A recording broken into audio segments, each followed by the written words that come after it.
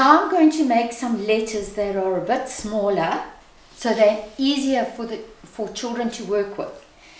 I've once again made all the vowels in one color and all the consonants in another color. The way I did it was I measured 5 centimeters on a piece of paper. Try to use recycled paper. I've kind of run out more or less now, so I'm digging into the printing paper, and I'm going to make squares that are 5 centimeters by 5 centimeters.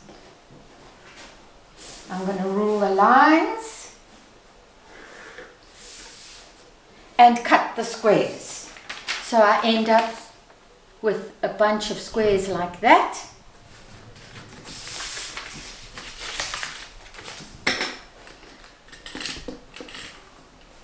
And then I'm going to take my A, E, I, O, U,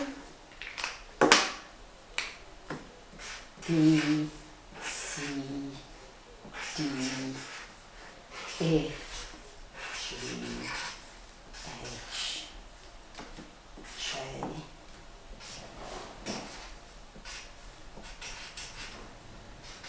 etc.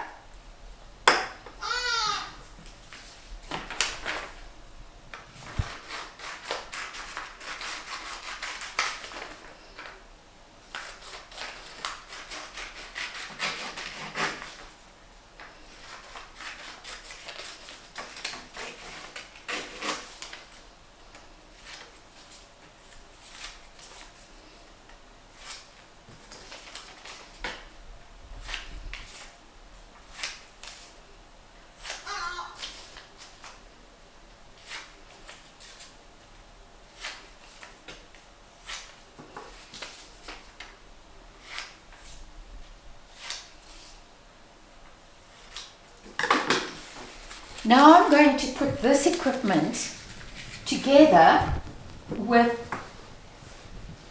toys that you can use that only have 3 letters. So it's easy for the child to sound it out and build the word themselves. So if you don't have these, if you don't have toys, you can just go into your kitchen and get a pot, or a pan, or stuff like that. What? Okay. You could use a car. No, you can't use a car. Why? Because it's an R sound. You have to do that again then. When you're ready. Go. So the next part of this game would be to if you can draw some pictures. If you have magazines, you could cut some pictures out of simple things like duck, rat, mat, cat, dog, words like that. Unfortunately, we don't have those kind of magazines. We have Gauteng Smallholder and we have Mad. So they weren't very useful. But I did find some in starting to learn English Zulu words. And there are pictures here that I can trace. And the way I'm going to trace them is I'm going to, you could photocopy them if you have a photocopier, but I'm doing this specifically for my grandchildren and they don't have a printer at home that's got a printing cable. So photocopying is not an option. So this is how you make your own light box. You have to follow me because I'm going to go and find a big window that, towards the outside of the house. One. So now I'm going to attempt to trace a pig. So there we go. There's its ears and its round face and its other ear and its mouth and its nose and its eyes and its fat stomach. There we go, and a curly tail. It's not a very good pig.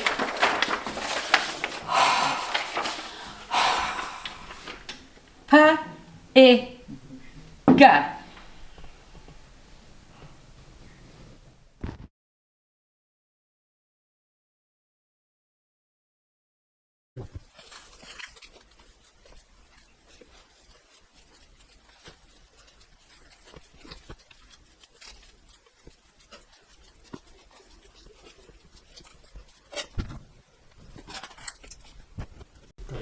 I've chosen the bat, which is basically the symbol of our time at the moment. But we need to remember that bats are actually really good creatures and we should be conserving them because they do help us and they are part of the ecosystem. They just shouldn't be eaten. So what I'll do is I'll ask the child to tell me what this is. It's a bat. So what does it start with? Can you hear? B-at, bat, bat. So you kind of separate the b from the at, but not entirely. So it's just like b-at. And then they can hopefully recognize the b and find it in the alphabet and put it next to the bat. And then you can say, okay, what is the next letter you hear? And then emphasize the next letter. So go b-at, b-at. And hopefully they can hear that you're using the a.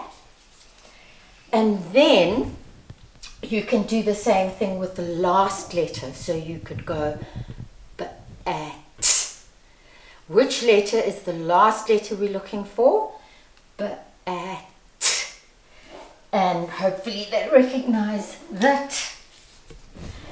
So you could either use an object if you have one, or your little tracing or drawing that you made.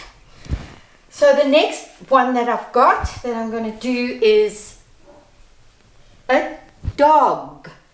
So what does it start with? Let's listen. Dog, dog, dog. It starts with a D. And the middle letter, d-og, d-og, og, d-og. It's a A. And the last letter is a d-og, d-og, dog. So don't just say g like I nearly did there. You need to keep repeating the whole word, but just emphasizing the letter that you're trying to get the child to hear. And again, if you don't have an object, you can use your picture. And the last one I actually don't have an object for. I only have a picture, and it's a pig. So I'm going to ask them to listen very carefully to the word pig, pig, pig, pig. So there's the p, pig, pig, the e. And I haven't got an extra g, so I'd have had to use that g. But if you've got an extra one, that would be better. Here's one. Pig. At some point you can point out that all of these have to have a, I, or a e, or a in them, because those are the words, the vowels that we need to build the words.